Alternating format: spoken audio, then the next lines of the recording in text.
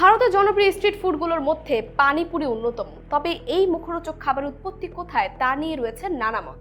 প্রচলিত একটি পৌরাণিক কাহিনীতে পানিপুরি উদ্ভাবক হিসেবে মহাভারতের পাঞ্চাল রাজকন্যা দ্রৌপদীর নাম উঠে এলেও ইতিহাসবিদরা এ দাবির পক্ষে নির্ভরযোগ্য প্রমাণ পাননি।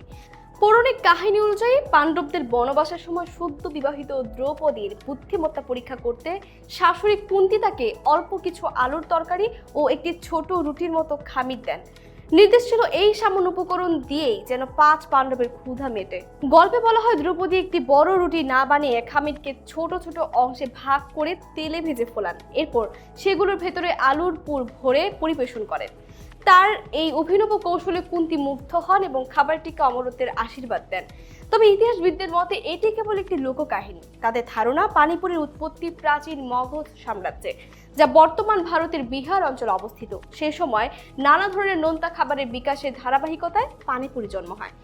ঐতিহাসিক সূত্রে জানা যায় প্রাচীনকালে এই খাবারের নাম ছিল ফুলকি।